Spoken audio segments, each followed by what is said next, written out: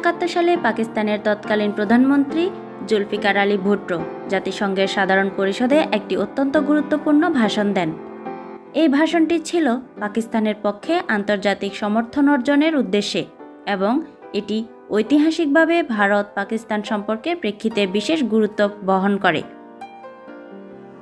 1971 সালের 15 সেপ্টেম্বর জাতিসংঘে দেওয়া এই ভাষণে ভুট্টো পাকিস্তানের সার্বভৌমত্ব এবং সীমানা রক্ষার পক্ষে জোরালো বক্তব্য তুলে ধরেন।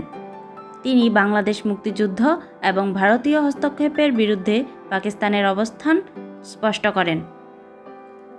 ভুট্টো জাতিসংঘে পাকিস্তানের সার্বভৌমত্বের প্রশ্নে অনড় অবস্থান প্রকাশ করেন এবং বলেন, পাকিস্তান নিজের অভ্যন্তরীণ বিষয়ে বাইরের কোনো হস্তক্ষেপ মেনে নেবে না। তিনি বাংলাদেশের স্বাধীনতার প্রশ্নে পাকিস্তানের সরকারের দৃষ্টিভঙ্গি ব্যাখ্যা করেন, যেখানে পাকিস্তান দাবি করে যে এ বিষয়ে শুধুমাত্র পাকিস্তানের জনগণ এবং সরকারই সিদ্ধান্ত নিতে পারবে। ভুট্টো জাতীয় আগ্রাসনের বিরুদ্ধে তীব্র প্রতিবাদ জানান এবং বলেন, ভারতের হস্তক্ষেপ পাকিস্তানের অভ্যন্তরীণ বিষয়ে ছিল, যা আন্তর্জাতিক আইন এবং জাতিসংঘের আদর্শের পরিপন্থী। তিনি জাতিসংঘকে একটি নিরপেক্ষ ভূমিকা নিতে আহ্বান জানান এবং বলেন, বিশ্ব সম্প্রদায়কে পাকিস্তানের সার্বভৌমত্ব রক্ষায় সহযোগিতা করতে হবে। ভুট্টো জাতিসংঘে দেওয়া এই ভাষণের মাধ্যমে বিশ্বকে জানিয়ে দেন যে পাকিস্তান বাংলাদেশের স্বাধীনতা মেনে নেবে না এবং এই বিষয়টি পাকিস্তানের জন্য একটি অভ্যন্তরীণ সমস্যা। এই ভাষণটি পাকিস্তানের পররাষ্ট্রনীতির একটি গুরুত্বপূর্ণ অংশ হিসেবে পরিগণিত হয় এবং এটি পরবর্তী সময়ে পাকিস্তানের রাজনৈতিক ইতিহাসে একটি স্মরণীয় ঘটনা হয়ে থাকে।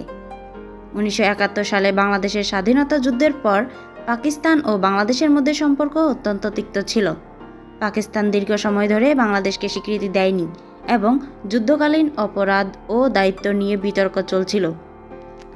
1974 সালের ফেব্রুয়ারি মাসে পাকিস্তান বাংলাদেশকে স্বীকৃতি দেয়, যা দুই দেশের মধ্যে সম্পর্ক উন্নয়নের পথে একটি গুরুত্বপূর্ণ পদক্ষেপ ছিল।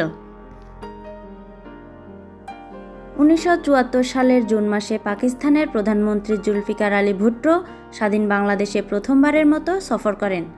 এই সফরের মূল উদ্দেশ্য ছিল 1971 সালের মুক্তিযুদ্ধের পর থেকে দুই দেশের মধ্যে বিরাজমান বিভিন্ন সমস্যার সমাধান খোঁজা এবং সম্পর্ক উন্নয়ন করা।